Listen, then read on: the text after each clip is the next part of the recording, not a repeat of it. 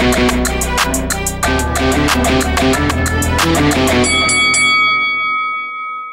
guys, welcome to Boxing Squared for boxing news and views from around the internet.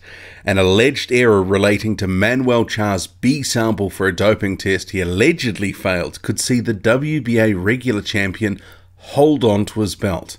Well, this is what Manuel Charr is claiming. The whole situation, it's extremely messy, and what I'm about to go through, it adds a whole new dimension, a whole new layer of drama and intrigue. And I'm pretty interested in it. It's actually very fascinating, and all the moving parts make it a very fascinating story. And the context is key here. In September, Charr, he was alerted that he had allegedly failed an in-competition test ahead of a scheduled fight with Procedural. Traces of 2 steroids were allegedly found. And since then, Manuel Charr, he's been protesting his innocence, quite a bit on social media, saying, I'm clean, and that the B sample would be clearing him. And it just might, but not in the way that he originally believed. So media reports have surfaced online out of Germany saying that there was an alleged error with the process relating to the B sample. And that's prompted Charr to issue a statement on social media, which I'm going to go through. And then I'll get to some thoughts, because the breaking of this news, it's a preemptive strike by Team Charr. That's what I believe, and I'll explain why later.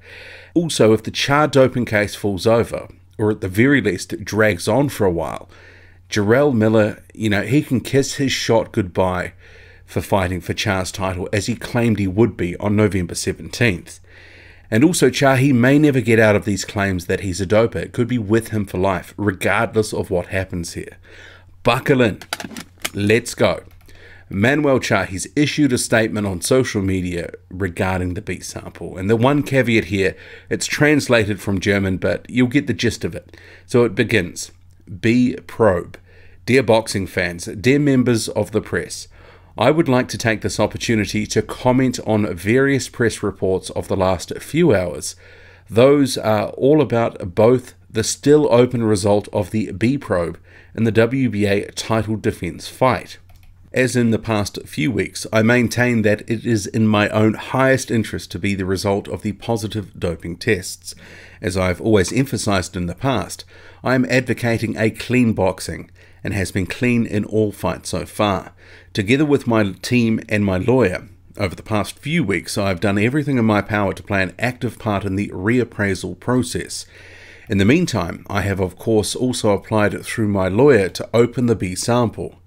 Here is, despite several requests from my lawyer, there have been extremely thorough discrepancies in the process of leave the B sample obsolete for legal reasons, and without a legally binding result of the B sample, also loses the A sample its validity.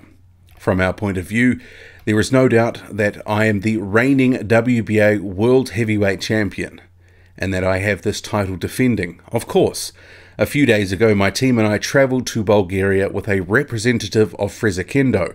New date prepared for the title defense fight.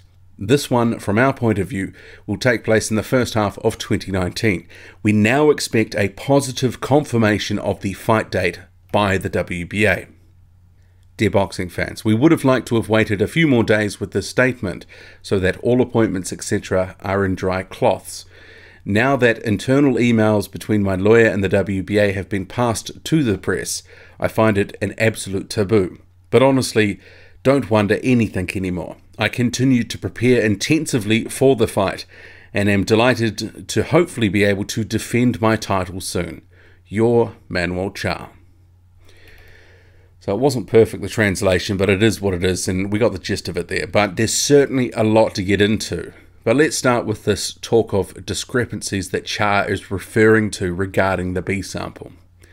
And the biggest one that is reported by German media is there has apparently been procedural errors in relation to the B sample. It's alleged that Charr was given no opportunity to be present when his sample was opened. So Charr's view, which we just heard, is based on, and I have no doubts, is based on his lawyer's advice. And I have no doubt his lawyer signed off on that statement that was on Instagram, that the B sample, if it's invalidated, that means the A sample loses its validity. So just to add weight to that, Spiegel Online, which appears to have broken the story first, it cites a letter from Charr's lawyer Patrick English saying that there are a number of precedent cases where doping offences have been cancelled as a result of similar breaches. As an example, the lawyer cites the Chinese world judo champion Tong Wen, who had been convicted of clenbuterol doping in May 2010. So the International Judo Federation had subsequently banned Wen for 2 years and stripped her of her gold medal won at the 2009 World Championships. This is according to Spiegel Online. In February 2011, the International Court of Sport lifted the suspension because Wen had not been invited to open the B-sample. The overarching message coming through from Charr in the articles which very clearly push his case is that he can't be stripped of his belt and that he should remain champion because he can't be considered guilty as a result of procedural mistakes. If they don't have the B sample, a valid B sample, the A sample can't be held against him, and that there is precedent to back this up.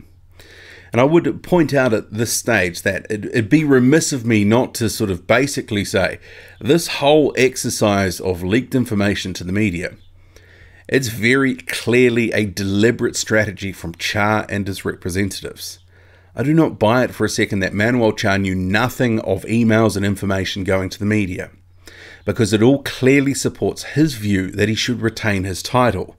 The timing is certainly more than a coincidence, and front-footing the potential snafu, it puts immense pressure on the WBA, which had been expected to rule on this case and potentially strip him. These revelations make it much harder for the WBA just to simply strip him and try clean up the mess later on.